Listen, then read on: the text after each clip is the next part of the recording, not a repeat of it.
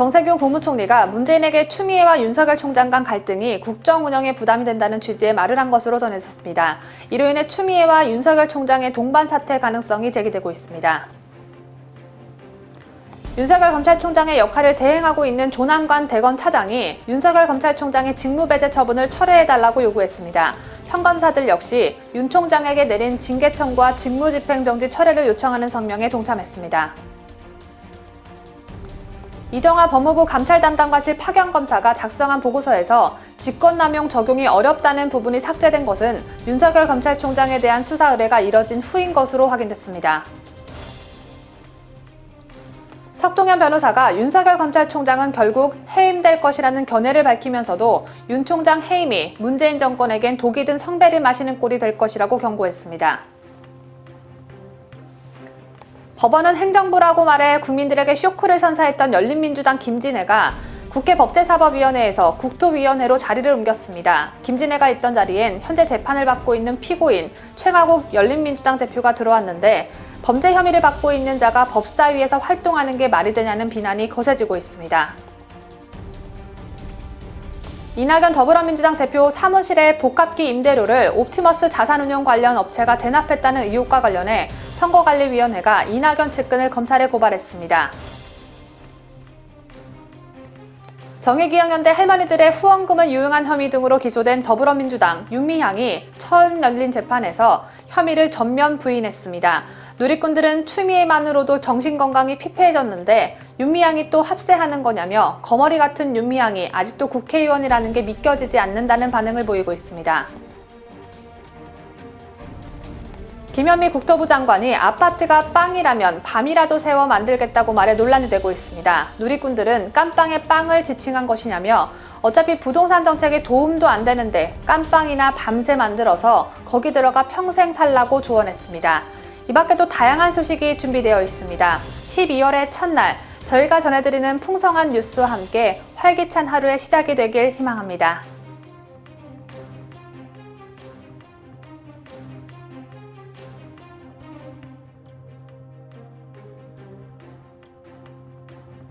시청자 여러분 안녕하십니까? 한 해를 마무리하는 12월 첫날에 전해드리는 뉴스 데일리 베스트 시작합니다.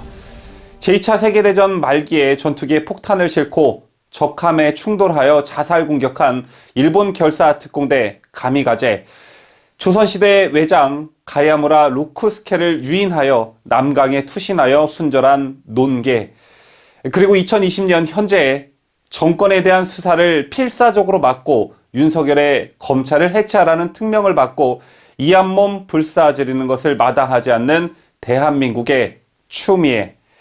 가미가제와 논개는 성공을 거뒀지만 과연 추미애는 윤석열을 안고 함께 자폭할 수 있을까요?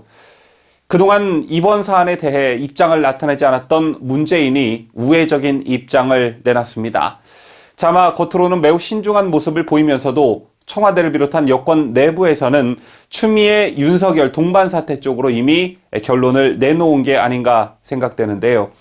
문제는 어제 청와대에서 정세균 국무총리와 주례 회동을 했습니다. 그런데 이 자리에서 정 총리가 윤석열 검찰총장의 자진 사퇴가 불가피한 상황이라며 사퇴 필요성을 언급한 것으로 알려졌는데요. 추미애 장관과의 갈등이 국정 운영에 부담이 된다는 취지의 말도 한 것으로 전해졌습니다.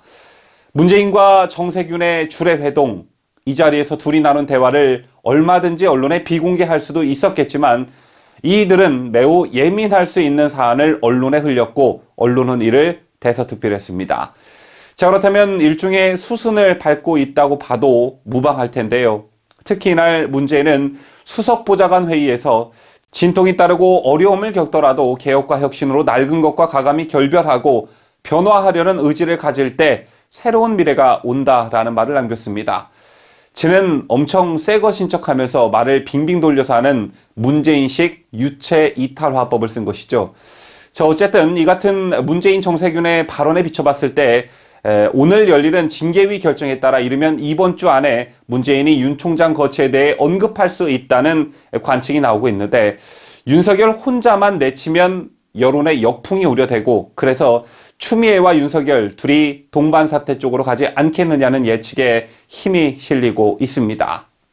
앞서 전해드린 것처럼 제 개인적인 생각에도 청와대와 여권이 추미애와 윤석열 동반 사태 쪽으로 가닥을 잡고 이에 따른 수순을 밟고 있지는 않을까라고 생각하는데요. 이런 가운데 검사들의 반발이 무슨 소용이 있겠냐마는 그런 회의감도 들지만 대한민국 검사들 할 말은 해야 되고 해야 할 행동은 반드시 해야 국민들에게 신뢰를 받을 수 있겠죠. 우선 추미애는 점점 고립되어 가는 양상이 뚜렷합니다. 추미애 입장에서는 윤석열을 끌어내리는 소기의 목적만 달성하면 되기 때문에 이런 난관을 대수롭지 않게 여길 수도 있겠지만 검사들의 반발을 두고 전방위적이라는 말을 써도 무방할 듯합니다. 우선 전국 검찰 내 서열 2위이자 검찰총장의 역할을 대행하고 있는 조남관 대검 차장이 윤석열 검찰총장에 대한 추미애 법무부 장관의 직무배제 처분을 철회해달라고 목소리를 냈습니다. 그만큼 검찰 반발이 크다는 것을 보여주는 대표적 사례라 할 수 있는데 이 밖에도 부산지검 서부지청 평검사들이 30일 추미애 법무부 장관이 윤석열 검찰총장에게 내린 징계 청구와 직무집행 정지 명령의 철회를 요청하는 성명에 동참했습니다. 이로써 전국 59개 검찰청 평검사들이 모두 같은 취지의 성명을 내게 됐는데요. 이번 사태를 둘러싼 검찰 안팎의 분위기를 김자유 기자가 전해드립니다. 어제 조남관 대검 차장은 검찰 내부망에 올린 글에서 총장에 대한 직무배제로 검찰개혁이 무산될 위기에 처해 있다면서 윤 총장에 대한 직무배제 및 징계 착수 처분을 철회하는 결단을 내려달라고 호소했습니다. 조 차장은 차기 검찰총장 후보로 거론되는 인사 중 한 명입니다. 조 차장의 발언 배경에는 만약 윤 총장이 자리에서 물러나고 새 총장이 임명돼도 지금과 같은 상황에서는 조직 통솔이 어려울 수 있다는 우려가 담겼다는 분석이 나오고 있습니다. 조 차장의 글이 올라온 후 이날 부산 서부지청의 검사들도 같은 의견을 내놨습니다. 이로써 전국 6개 고검장과 18개 지방검찰청, 10개 차지청, 15개 부지청, 또 대검까지 50개 모든 검찰청에서 모두 윤 총장 직무정지와 징계의 재고를 촉구한다는 목소리가 나온 것입니다. 이 밖에 추 장관을 직접 보좌하는 핵심 간부인 법무부 과장들 역시 집단행동에 가세했습니다. 법무부 소속 과장 10여 명은 긴급 저녁 모임을 갖고 추 장관의 조치에 대해 항의하는 서한을 작성했습니다.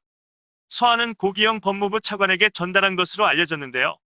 앞서 법무부 소속 검사들이 심재철 검찰국장을 찾아가 총장 직무정지의 재고가 필요하다고 요구하기도 했습니다. 이 같은 검사들의 집단 반발에 윤 총장의 고립무원이 추 장관의 고립무원으로 바뀌고 있다는 해석이 나오고 있습니다. 그간 검찰 내부에서는 윤 총장의 적대적인 검사도 적지 않았다고 하는데요. 윤 총장이 핵심 라인만 챙긴다는 불만을 품고 있던 검사들의 불만이 있었기 때문입니다. 때문에 추 장관이 취임 이후 검찰개혁을 내세워 줄곧 윤 총장과 대립각을 세울 때에는 오히려 윤 총장이 고립무원이 되는 상황이었습니다. 하지만 추 장관의 직무배제 및 징계라는 초강수가 검찰 조직을 결속하게 만들었다는 해석이 나오고 있습니다. 추 장관의 윤 총장에 대한 공격이 조직 전체를 흔들고 있다는 불안감이 표출된 것으로 보여지는데요. 정치가 검찰을 흔드는 양상을 더 이상 두고 볼 수 없다는 의견도 감지됩니다. 검난으로 번진 이번 사태는 향후 추 장관의 징계 조치에 따라 새로운 양상으로 전개될 가능성도 점쳐집니다. 그간 검사들은 주로 검찰 내부망을 통해 의견을 전개해왔지만 징계가 현실화하면 검찰 밖으로도 목소리가 터져나올 수 있습니다. 하지만 검찰이 정치적 성향에 따라 사부 노열되고 내부의 반발로 수사 차질이 빚어지는 등 검찰 조직이 제대로 돌아가지 못할 것이라는 우려의 목소리도 나오고 있습니다. 아마 이런 검찰의 내부 분열이 문정권이 종국적으로 노리는 노림수가 아닐까 하는 생각을 가져봅니다. 자유대한민국을 수호하는 뉴스데일리 베스트 김자유입니다. 매우 중요한 뉴스 한 가지 전해드립니다.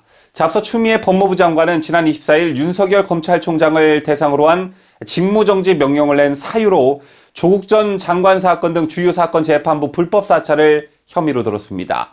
자유민주당은 미리 준비라도 하고 있었던 것처럼 판사 사찰이라는 프레임으로 윤 총장을 향해 총공세를 퍼부었죠. 이 때문에 정치권에서는 민주당이 추 장관을 상대로 직무집행 정지 취소 소송을 낸 윤 총장에게 판사 사찰이라는 프레임을 씌워 판사들의 반발을 유도해 판사와 검사들을 이간질시키고 윤 총장이 향후 소송에서 불이익을 당하게 하려는 것 아니냐라는 의구심이 제기됐습니다. 자, 그런데 이번에 논란이 일고 있는 이른바 판사 사찰 문건과 관련해 한 여당 법사위원이 판사들에게 집단 행동을 주문했다는 주장이 야당에서 나왔습니다. 현역 판사들이 어렵다면 판사 출신 변호사들이라도 들고 일어나줘야 한다.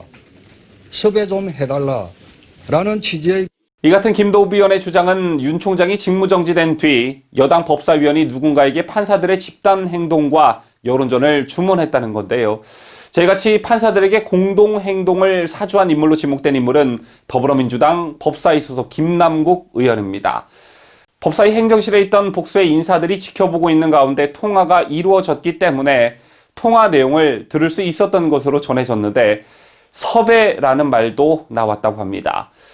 국민의힘 법사위 소속 의원들의 주장에 따르면 지난 26일 목요일 저녁 여당의 한 법사위원이 국회 본관 4층 법사위 행정실에서 누군가와의 전화통화를 하며 판사들이 움직여줘야 한다. 판사 출신 변호사들이라도 들고 일어나줘야 한다. 섭외 좀 해달라는 취지의 말을 했다고 한다라고 주장했습니다. 자, 그러면서 해당 여당 법사위원은 윤 총장은 위법성이 조각될 것 같다. 판사들 또는 판사 출신 변호사들이 여론전을 벌여야 한다는 취지의 발언도 한 것으로 전해졌다며 현역 판사, 판사 출신 변호사들에게 집단 행동을 주문하는 것이 여당이 주장해온 검찰개혁인지 여당 법사위원들은 소명하라라고 요구했습니다. 이와 관련 법사위 소속 국민의힘 한 의원은 언론과 통화에서 해당 발언을 한 의원은 김남국 의원이라며 저희가 실명을 일부러 공개를 안 했다. 무서워서가 아니라 더러워서 안 했다라고 말했습니다. 국민의힘의 다른 의원도 통화해서 해당 발언의 당사자는 김남국 의원이라고 확인했다고 했습니다. 이 의원은 김 의원이 통화할 당시 법사위 행정실에는 국민의힘 소속 보좌진이 있었다며 일부러 드러내놓고 하는 것인지 아니면 우리 쪽 사람들이라는 것을 모르고 한 것인지는 알 수 없지만 해당 행위 자체가 부적절하기 때문에 오늘 공개한 것이라고 설명했습니다. 이와 관련해 김남국 의원의 견해를 듣기 위해 복수의 언론이 김 의원과 연락을 시도했지만 김 의원은 전화와 문자 메시지에 회신하지 않았고 다만 김 의원 측 관계자는 언론과 통화해서 부인은 하지 않고 드릴 말씀이 없다고만 답했습니다.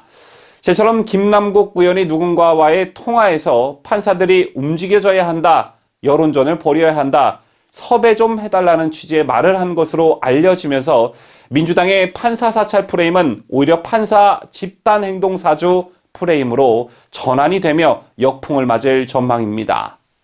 이 밖에도 추미애와 여권이 이번 사태를 밀어붙이면서 얼마나 급했던지 법무부 내부에서조차 파열음이 나고 있고 심지어 위법을 저지른 흔적들도 곳곳에서 표출되고 있습니다. 자, 우선 감찰관실 내부 폭로도 나왔었죠. 지난 29일에 법무부 감찰관실에 파견된 이정화 검사는 판사 사찰 의혹에 대해 죄가 안 된다는 보고서를 작성했는데도 수사 의뢰가 이루어졌고 이 과정에서 이런 보고서 내용이 삭제됐다라고 밝혔습니다. 자, 그렇다면 삭제된 시점이 중요할 텐데요. 확인 결과 이정화 법무부 감찰 담당관실 파견 검사가 작성한 보고서에서 직권 남용 적용이 어렵다는 부분이 삭제된 것은 윤석열 검찰총장에 대한 수사 의뢰가 이루어진 후인 것으로 확인됐습니다. 자, 이게 뭘 의미하느냐? 윤 총장에게 유리한 내용의 보고서가 기록에 편철되면 향후 수사에 불리하게 작용할 것을 의식해 삭제한 것입니다. 자, 이 검사는 지난 24일 해당 리스트가 어떻게 재판부 문건에 들어가게 됐는지 확인을 시도했습니다. 하지만 문건 작성에 관여한 관계자에게 확인을 하려던 도중 갑자기 윤 총장 직무배제가 발표됐다는 것입니다. 자, 다음 날 윤 총장에 대한 수사 의뢰가 이루어진 후 박 담당관은 이 검사에게 수사 의뢰 내용과 맞지 않으니 앞부분에 검토한 직권남용죄 부분은 삭제하라고 지시했다고 합니다. 별다른 이유 설명은 없었다고 하는데요. 이 검사는 지시에 따라 어쩔 수 없이 해당 내용이 삭제된 최종 보고서를 기록에 편철했습니다. 검찰에서는 기록의 보고서가 이 같은 과정을 거쳐 편철되는 게 통상적인 상황은 아니라는 지적이 나오고 있습니다. 향후 재판부 사찰 의혹에 대한 수사가 이루어질 경우 해당 보고서가 무혐의 처분 근거로 쓰일 수 있는 가능성을 차단하기 위해 삭제가 이루어진 것 아니냐는 지적인 것입니다.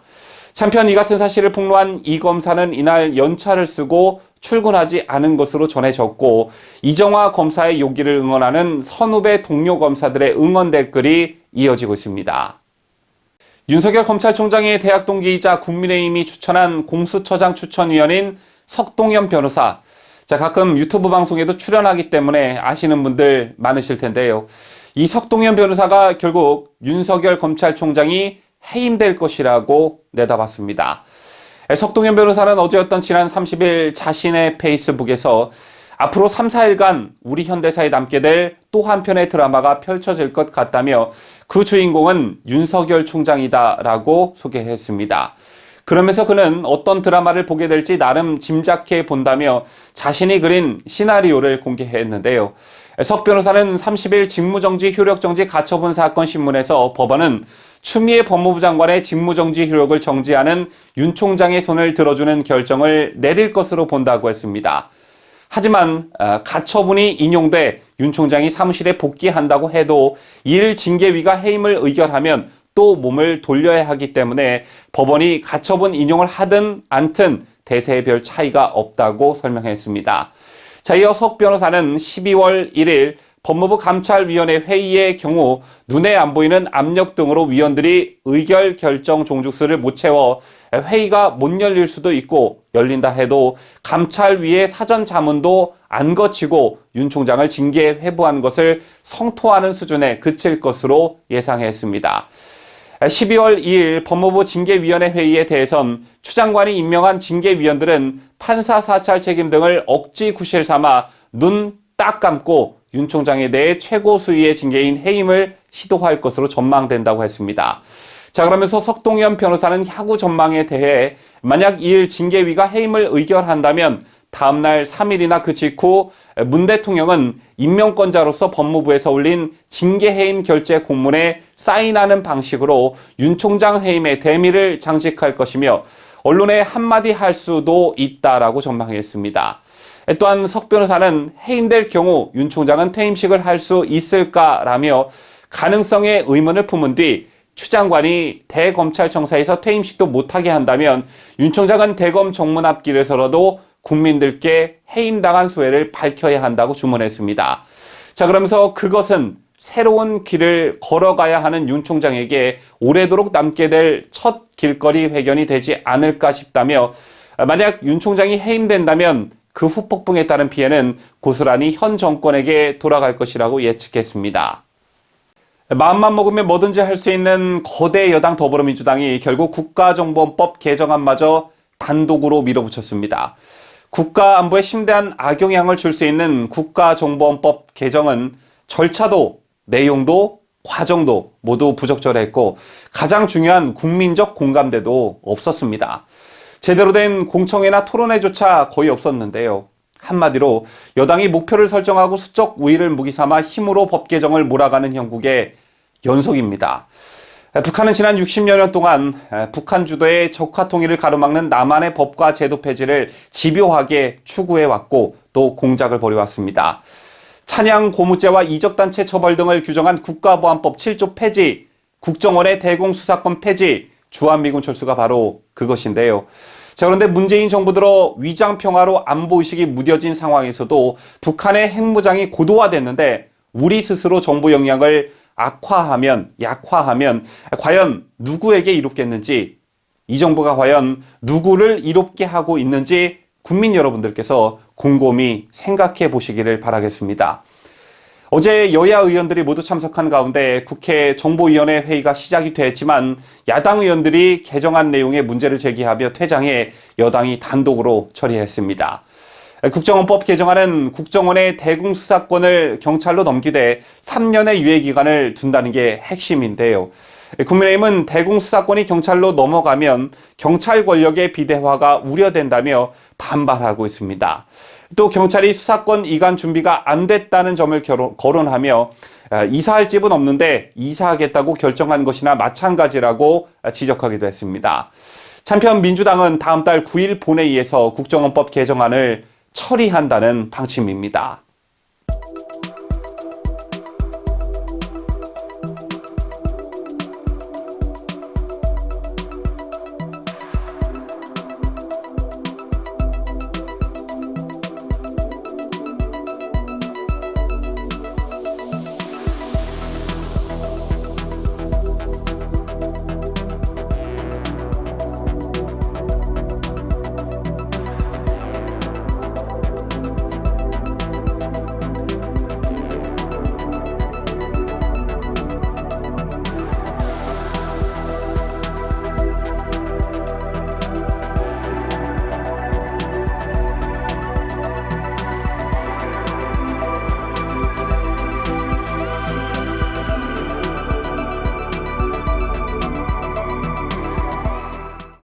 더불어민주당이 자신들이 추구하는 공수처의 이상향을 위해 온갖 꼼수를 다 써대고 있습니다. 더불어민주당 소속 국회 법제사법위원회 위원들이 공수처 검사의 자격 요건을 기존의 변호사 자격 10년 이상 보유에서 7년 이상 보유자로 완화하는 방안을 추진 중입니다.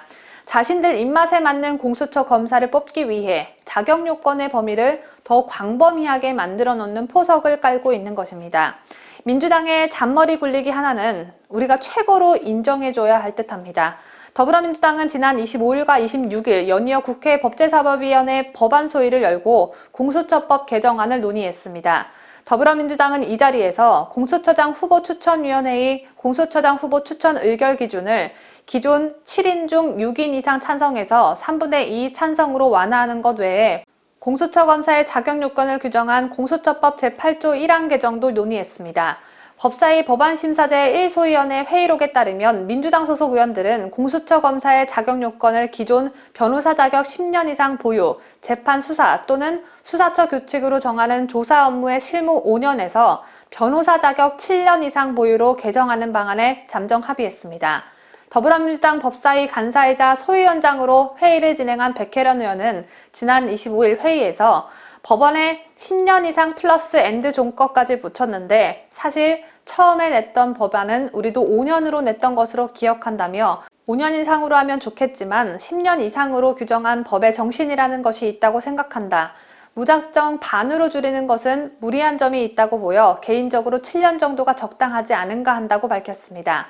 마음 같아선 5년 이상으로 하고 싶지만 본인도 좀 민망해서 그렇게까지는 못하겠고 5년과 10년의 중간인 7년으로 정한 것으로 보여집니다. 다음 날인 26일 진행된 법안 소위 회의에서 박주민은 공수처 검사의 자격 요건이 지나치게 엄격한 측면이 있다는 지적에 동의한다며 7년으로 줄이는 것으로 이야기가 됐다. 그래서 저도 여기에 찬성한다 라고 말했습니다. 고위공직자를 수사하는 사람들을 정하는 것인데 자격 요건이 엄격해야 하는 건 가장 기본적인 사항이 아닐까요? 바른인권 여성연합 법률위원장인 정성미 변호사는 어제 30일 뉴데일리와의 통화에서 자신들과 생각이 비슷한 민변 출신 등의 변호사가 대거 공수처 검사로 들어갈 가능성이 열리는 것이라고 꼬집었습니다. 판사 출신인 김기현 국민의힘당 의원도 입맛에 맞는 정도가 아니라 민주당 입에 사탕 넣어줄 사람을 공수처 검사로 채워 넣어 정권 친위대로 만들려는 모습이라고 지적했습니다. 꽤 나이가 많은데 제가 사실 이 나이 되도록 많은 걸 배우고 그랬지만 제가 잘 모르겠는 게 아직도 사랑에 대해서 잘 몰라요. 사랑이라는 게 도대체 어떻게 되느냐, 그리고 사랑에 대해서는 어디까지 지켜주고 싶어 하는 것이냐. 김진애 열린민주당 의원이 국회 법제사법위원회에서 잘렸습니다. 다른 언론들은 좋은 말을 써서 사보임이라는 용어를 쓰긴 하지만 저는 꼭 잘렸다라는 표현을 쓰고 싶습니다. 앞서 영상에서 보신 대로 법사위에서 김진애의 엉뚱하고 무식한 발언들을 보며 우리 국민들은 경악을 금치 못했고 국회의 수준을 바닥으로 떨어뜨린 주요 인물로 평가됐죠. 오죽하면 여당 소속 위원장인 윤호중 법사위원장도 법원은 행정부라고 말하는 김진애에게 사법부라고 가르쳐주기까지 했을까요? 사법부 행정부 구분도 못하는 사람이 법사위에 있으면 안 되겠죠. 김진애는 21대 국회 수치가 아닐까 생각되는데 법사위에서 잘린 김진애는 국토위원회로 자리를 옮겼습니다. 국토위에선 또 어떤 활약을 펼칠지 큰 기대가 되는데 김진애의 자리를 대신해 이사를 온 사람 또한 문제가 만만치 않습니다. 김진애가 몸담고 있는 열린민주당 대표 최강욱이 김진애의 빈 자리를 채웠는데 최강욱은 현재 재판을 받고 있는 피고인 신분입니다. 4.15 총선 때부터 피고인 신분으로 열린민주당 비례대표 후보로 출마해 희한하게 당선된 최강욱은 21대 국회에서 법사위 배정을 신청했지만 당시엔 재판에 영향을 줄 수 있다는 비판에 따라 받아들여지지 않았습니다. 지난 1월 조국과 정경심 부부의 아들에게 허위 인턴 활동 증명서를 발급해준 혐의로 기소된 최강욱, 현재도 피고인 신분인 건 여전한데 현 시점에서 최강욱을 법사위로 옮겨줬다는 건 여당 위주의 더욱 강력한 법사위를 만들겠다는 의지로 풀이됩니다. 최강욱은 지난 4월 총선을 앞두고는 윤석열 검찰총장의 부인과 장모를 고발하기도 했습니다. 공수처가 출범하면 윤 총장이 수사 1호 대상이 될 거라는 취지로 말하기도 했었죠. 윤호중 법사위원장은 어제 열린 법사위 전체 회의에서 박병석 국회의장이 국토위 소속 최강욱 의원을 법사위로, 법사위 소속 김진애 열린민주당 의원을 국토위로 사보임하기로 했다고 전했습니다. 그리고 최강욱은 이런 소감을 밝혔습니다. 좀 늦게 합류했지만 앞으로 하여튼 맡은 바 자리에서 우리 김진애 의원님이 쌓아오신 공로가 흔들리지 않도록 더 열심히 하겠습니다. 감사합니다. 김진애 의원님이 쌓아오신 공로가 흔들리지 않게 더 열심히 하겠다. 최강욱도 앞으로 김진애처럼 사랑 타령이라 하면서 국민들을 웃겨주는 공로를 쌓으려나 봅니다. 이낙연 더불어민주당 대표 사무실의 복합기 임차료를 대규모 펀드 환매 중단 사태로 현재 수사를 받고 있는 옵티머스 자산운용 관련 업체가 대납했다는 의혹과 관련해 선관위가 이 대표 측근을 검찰에 고발했다는 소식 어제 전해드렸는데요. 수사 과정에서 이 대표가 임차료 지원에 관여한 정황이 만약 드러나게 된다면 이 대표 본인에까지 책임 소지가 확대될 가능성을 배제할 수 없기 때문에 관심이 모아지고 있습니다. 보도에 강혜국 기자입니다. 30일 중앙선관위 등에 따르면 서울시 선관위는 지난 4.15 총선에서 종로 지역구에 출마했던 이 대표의 선거 사무실 복합기 임차료를 지원받은 혐의로 민주당 당대표실 A 부실장과 옵티머스 관련 업체 관계자 등 2명을 서울중앙지검에 고발했습니다. 이 대표 측은 지난 2월부터 5월까지 옵티머스 관련 업체인 트러스트홀로부터 선거 사무실에 설치된 복합기 임차료 총 76만 원을 지원받았다는 의혹을 받고 있습니다. 정치자금법에 따르면 국내외 법인 또는 단체는 정치자금을 기부할 수 없고 법인 또는 단체와 관련된 자금을 정치자금으로 기부해서도 안 됩니다. 이번에 고발된 A 부실장은 이 대표가 전남지사를 지낼 때 정무특보 역할을 했던 핵심 측근으로 알려졌습니다. 앞서 이 대표 측은 대납 의혹이 제기되자 복합기는 참모진이 지인을 통해 빌려온 것으로 지인이 트러스트홀과 관련이 있다는 것은 언론 보도를 통해 알게 됐다며 회계보고 때 복합기가 누락된 것은 실무진의 착오라고 밝혔습니다. 그러나 향후 검찰 수사 과정에서 이 대표가 임차료 지원 관련 사실을 사전에 알고 있었던 정황이 드러날 경우 이 대표 본인도 수사 대상이 될 수 있다는 분석이 나오고 있습니다. 또 임차료 대납 의혹과 별도로 서울중앙지검은 옵티머스 로비스트로 활동했던 김모 씨로부터 김재현 옵티머스 대표의 지시를 받아 이 대표의 서울 사무실의 소파 등 1,000만 원 상당의 가구와 집기를 제공했다는 진술을 확보해 수사 중인 것으로 알려졌습니다. 여당 대표인 이낙연 대표가 연이어 옵티머스 정관계 로비 의혹에 휘말린 것 자체가 정치적 부담으로 작용할 수 있다는 평가가 나오고 있습니다. 자유대한민국을 수호하는 뉴스데일리베스트 강희국입니다. 정의기억연대 후원금을 유용한 혐의 등으로 기소된 더불어민주당 윤미향 씨 측이 첫 재판에서 혐의를 전면 부인했습니다. 윤 씨 측 변호인 측은 30일 서울 서부지법 형사합의 11부 문병찬 부장판사 심리로 열린 첫 공판준비기일에서 공소사실 모두를 부인한다고 밝혔는데요. 윤 씨 측은 기관으로부터 보조금을 편취 목적으로 받은 적이 없고 받은 보조금은 용도에 맞게 사용되었다며 자신의 영달을 위해 횡령한 적도 없다라고 주장했습니다. 공판 준비 기일에는 피고인의 출석 의무가 없는 만큼 이날 윤 씨는 법정의 모습을 드러내지 않았습니다. 한편 이날 법정에서는 자료 열람 등을 놓고 검찰과 변호인 간 기싸움이 벌어지기도 했습니다. 변호인 측이 방어권 행사를 위해 검찰이 적극적으로 자료를 제공해달라고 요구하자 검찰은 요청한 자료가 너무 방대하니 자료를 추려서 요청하라라고 맞섰습니다. 윤미향 씨의 첫 공판 준비 기일은 애초 지난달 26일로 잡혔으나 윤 씨 측이 사건 기록이 방대해 재판 준비가 다 되지 않았다며 기일 변경을 신청하면서 한 달가량 미뤄진 바 있습니다. 다음 공판 준비 기일은 내년 1월 11일에 열리게 됩니다. 최재성 청와대 정무수석이 만남을 자제해야 한다는 정은경 질병관리청장의 말을 어기고 주말에 조기축구 경기를 뛴 것으로 드러났습니다. 축구는 여럿이 함께하는 운동이기 때문에 방역을 철저히 할 수 없어 최재성은 더욱 거센 비난을 받고 있는데 더욱이 최재성은 지난 27일 금요일엔 방역을 이유로 국민의힘당 초선 의원들과 만남을 거절한 바 있습니다. 야당 의원들의 면담은 거부하고 축구는 하러 나간 것입니다. 국민의힘당 초선 의원들은 추미애와 윤석열 검찰총장의 갈등에 관한 문재인의 견해 표명을 요구하며 릴레이 1인 시위에 돌입했었죠. 이들은 최재성 수석을 만나 문재인에게 보내는 편지를 직접 전달하려 했지만 최재성은 해가 지고 난 시각에 행정관 한 명을 보내 편지를 대신 수령해 갔습니다. 정무수석 요 축구하러 왔다. 와, 정무수석 대단하다. 와, 정무수석 요 축구하러 왔다. 와, 정무수석 대단하다. 황교안 국민의힘당 상근 부대변인은 어제였던 30일 논평을 통해 엄동설안의 추위에 떨며 절규하는 야당 의원과 추위에도 아랑곳 없이 축구장에서 땀을 흘리는 최 수석에 대비되는 모습을 보면서 대체 이 정권이 얼마나 야당 알기를 또 국민 알기를 우습게 알면 이럴 수 있는지 묻고 싶다고 비판했습니다.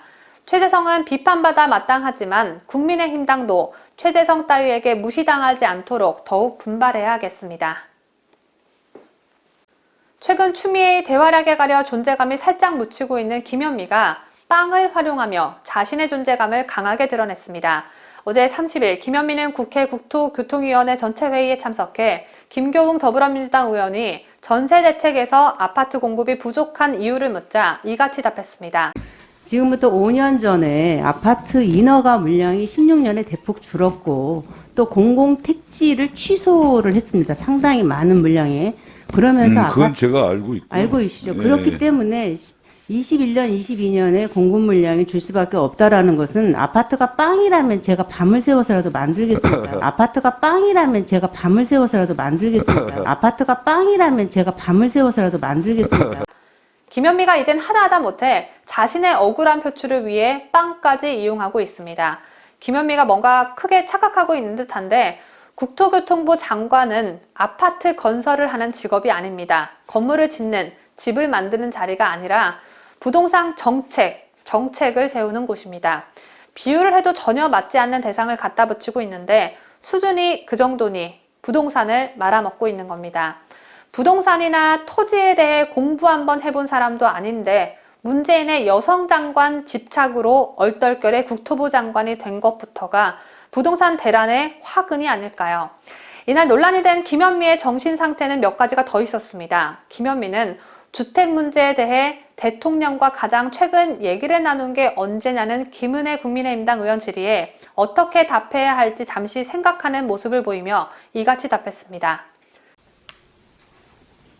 정부 부처 간의 회의를 꼭 대통령께서 오시지 않더라도 긴밀하게 논의를 하고 있습니다. 문재인과 얘기를 나눈 게 언제냐고 물었는데 또 동문서답을 한 김현미에 화가 난 김은혜 국민의힘당 의원은 대통령과 가장 최근 얘기를 나눈 게 언제냐고 재차 물었습니다. 대통령과 부동산 문제로 말씀하신 가장 최근이 언제입니까? 몇 달 된 것 같습니다. 몇 달 된 것 같습니다. 몇 달 된 것 같습니다. 부동산에 대해 아무것도 모르는 사람들끼리 대화를 나눠봤자 무슨 소용이 있겠냐마는 현재 국민들의 불만이 최고조에 달한 전세 대란에 대해 몇 달 동안이나 대화를 나누지 않았다는 건 문재인이 임명한 국토부 장관 이들은 국민들 삶에 아무런 관심이 없음을 여실히 증명해주고 있는 겁니다. 국민들이 살 집이 없어 길거리로 내몰려도 대책 논의를 하기는커녕 짜파구리에 한우 스테이크 올려서 만찬이나 즐기겠죠. 지금까지 보도해드린 것만 해도 대한민국 국토부 장관으로서 김현미의 자격 미달 그리고 당장 해임해야 하는 이유는 차고도 넘치지만 가장 큰 문제는 최근 서울 양천구에서 아파트 매입 문제로 다투다 사망한 부부 사건을 김현미는 잘 모르고 있었습니다. 20평에서 30평대로 가보고 싶었지만 4년새 20억대로 뛰는 걸 감당할 수가 없어서 결국 비극적인 선택을 했습니다. 부동산 주무장관으로서 어떻게 생각하십니까?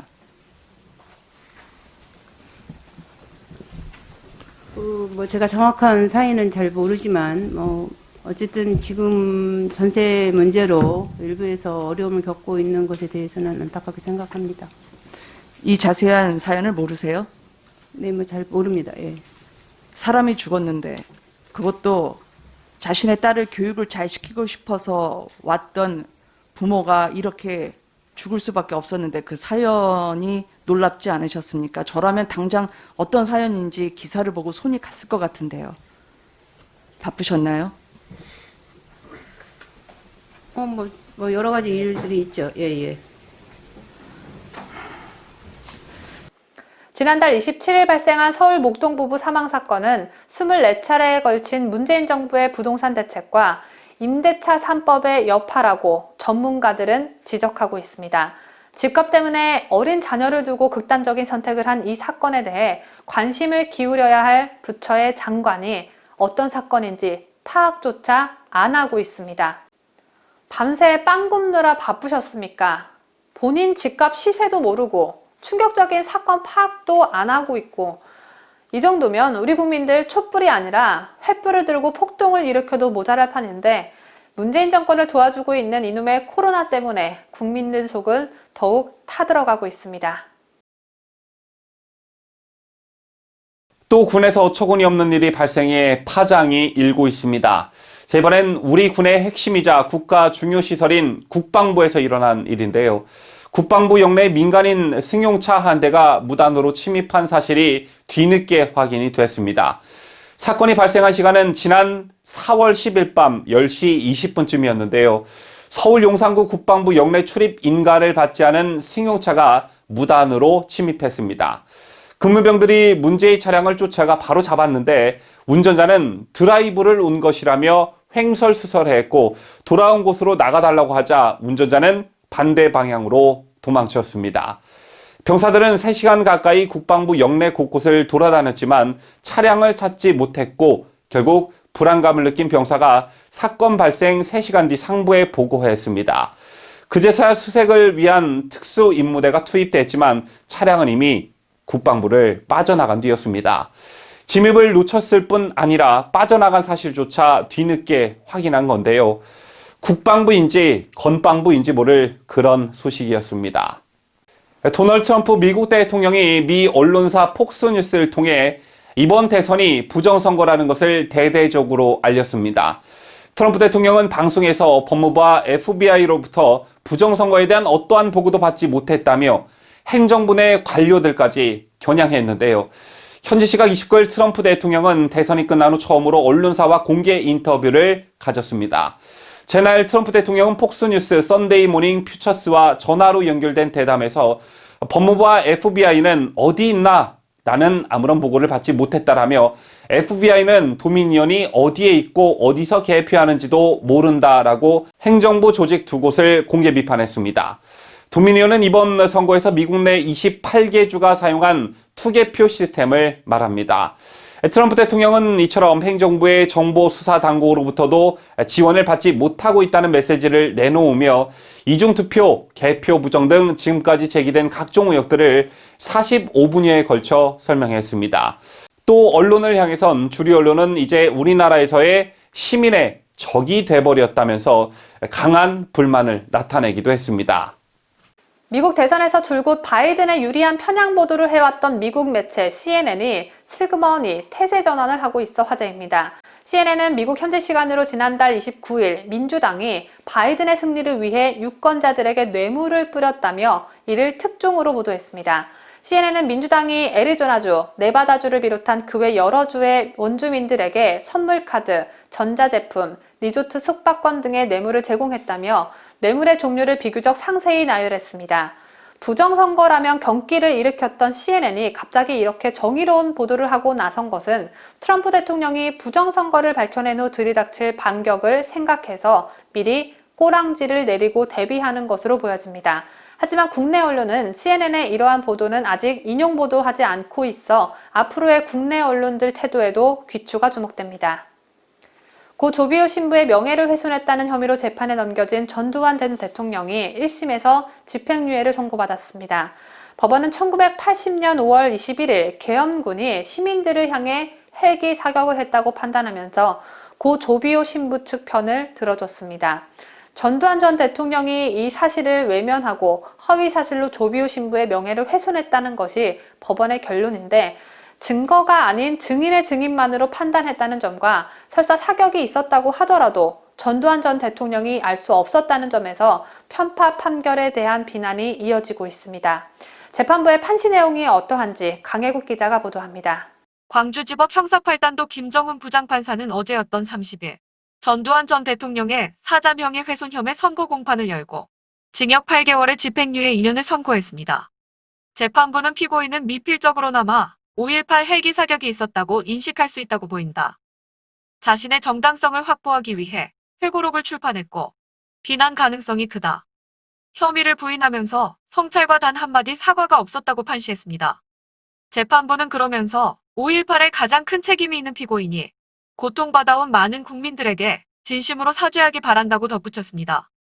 전두환 전 대통령은 2017년 4월 펴낸 회고록에서 5.18 당시 헬기 사격을 목격했다고 증언한 조 신부를 가면을 쓴 사탄, 성직자라는 말이 무색한 파렴치한 거짓말쟁이라고 표현해 명예를 훼손한 혐의로 2018년 5월 불구속 기소됐습니다. 2년 이하의 징역이나 500만 원 이하의 벌금으로 처벌되는 사자 명예훼손죄는 허위사실로 고인의 명예를 훼손한 경우에 성립되기 때문에 재판은 5.18 당시 헬기 사격이 있었는지 여부에 초점이 맞춰졌습니다. 한편 전라도 광주 시민들은 재판이 끝난 뒤 전 대통령이 타고 온 차량에 밀가루와 계란을 던지는 추태를 부렸습니다. 하지만 다행히 전두환 대통령은 이미 다른 차량을 타고 빠져나갔고 전국적으로 어려운 경제난 속에 귀한 식료품인 계란과 밀가루를 뿌려댄 광주 시민들은 그들의 풍족한 삶을 보여줬다는 평가가 나옵니다. 요즘 시국이 어느 때인데 먹을 걸 가지고 장난을 치나 모르겠습니다. 뉴스데일리 베스트 강혜국입니다.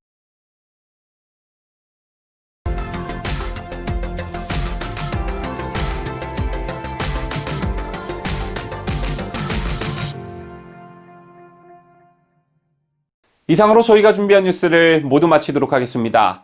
한 해의 마지막 달인 12월이 시작이 됐는데요. 지난 11월에 저희 뉴스데일리 베스트의 응원과 성원을 보내주신 모든 분들께 감사드리고 올해 마지막까지 최선을 다하는 모습으로 보답하겠습니다. 지금까지 저는 뉴스데일리 베스트 민앵커였고요. 저는 내일 더 알찬 소식으로 돌아오도록 하겠습니다. 끝까지 시청해주신 여러분 대단히 감사합니다.